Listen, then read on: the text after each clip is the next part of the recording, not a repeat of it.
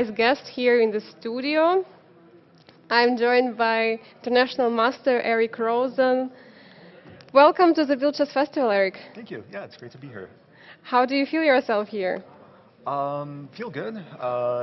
It's nice just having one game a day. My previous tournament, there were multiple days with 2 games a day, so it's nice, kind of relaxing, slower pace. I have time to rest and shave and eat, so I'm happy so far.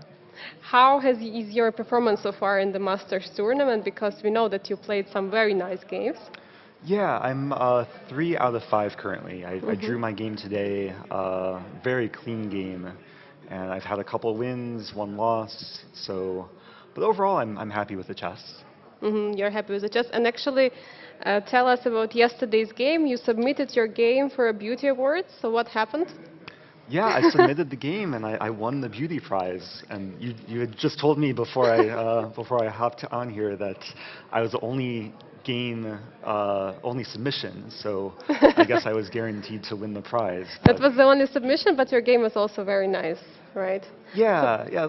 I was a little bit disappointed because I played for the first time in Biel last year, and I had no games that I felt were worthy enough of the beauty prize. But I guess this is the first game of the tournament where I thought there was some beauty to it.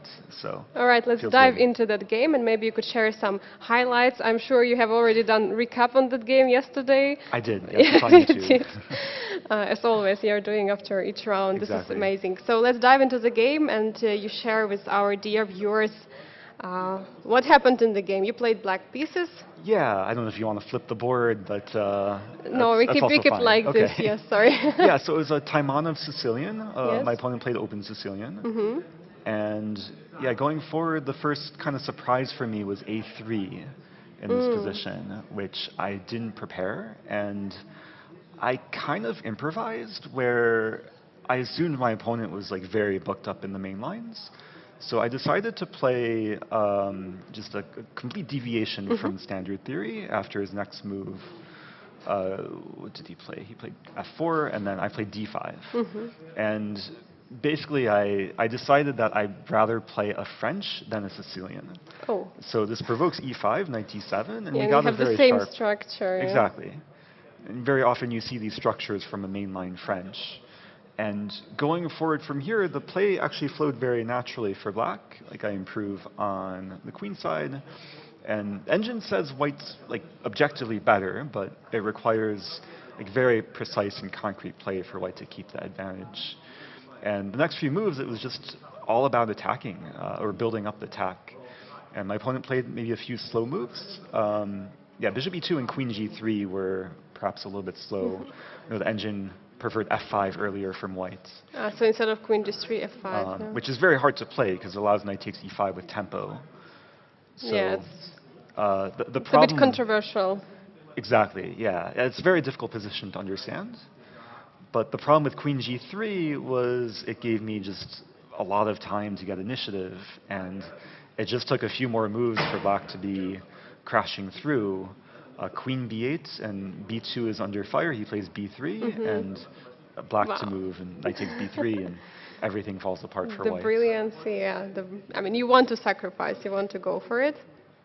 Then you played second. So I didn't look at the game with chess.com, but it feels really good to have 2 brilliant moves in a row. I didn't realize that. This is awesome. Exactly. And after knight takes, queen takes there, and it's actually... It's just clean up on the queen side. Yes.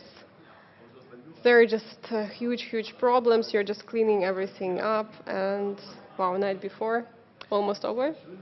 Yeah, it's not quite force mate, but okay, after rook d2, knight c2, I win back material, I'm up 2 pawns, and yeah, my opponent resigned pretty soon. Yeah, he didn't allow you to deliver a checkmate here. No, I was actually like, I had the thought during the game that if my opponent plays it out, like he resigned after bishop a4, yes. But there are some lines where the king, like after bishop b4, rook takes b4, queen takes b4, king d3, queen e4, king c3, queen c2, king b4. There might be some possibility where I can castle with checkmate, but like I have to walk the king all the way up to the the 8th rank. Yeah, So, this is crazy. You but have not castled the cool game, but it would be like castling and checkmate. yeah, I have to save it for the winning move. Yeah. A super exciting game. Thank you so much for showing it. Eric, you have already participated in the Biel Chess Festival last year. Did. What is your experience of her here? Because today you drew your game, right? I did, yeah. Mhm. Yeah, it's a very strong tournament. I mean, no game is easy, like even when I play lower players. Today I played a higher rated player, younger than me, about 10 years younger than me, Oh. actually.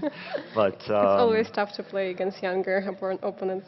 yeah, and it's like, it's not easy to win games. Like, my opponent played just really, really solidly. I tried to surprise him in the opening, and I checked like the accuracy after the game. It was like 99% to 99%. So, I mean, you really just have to stay focused every moment and take your chances when they come. Are you only participating in the Open Classical tournament, or have you played also Rapid here? Or will you play Blitz? Yeah, I'm planning to play all the side events. So I Oh. played the 960, the Rapid. I'll play the Blitz on the rest days. So trying to get my full dose of chess for these few weeks. This is awesome, Eric. How do you find the time and energy, to still, after your game, find the time to recap your games and show it to the community?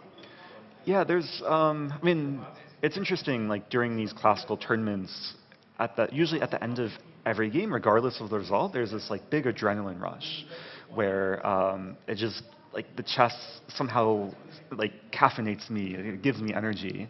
And after the game, I usually have like this surge of energy where I want to like kind of review the game and take away the lessons. So Even if you lose?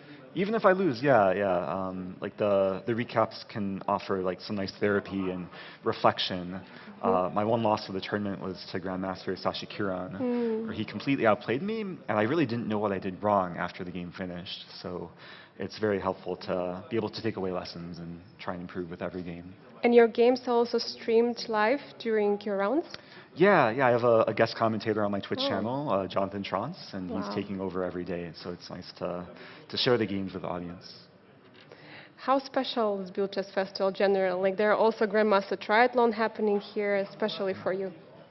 Yeah, it's really cool. It's awesome to be surrounded by like so many passionate chess players and so many strong chess players. And it's very humbling to be like seated around 40 to 50th in the field because there's so many chances to play higher rated opponents. So yeah, there's really no risk for me. There's no pressure that I feel. It's just about trying to play good chess and having fun.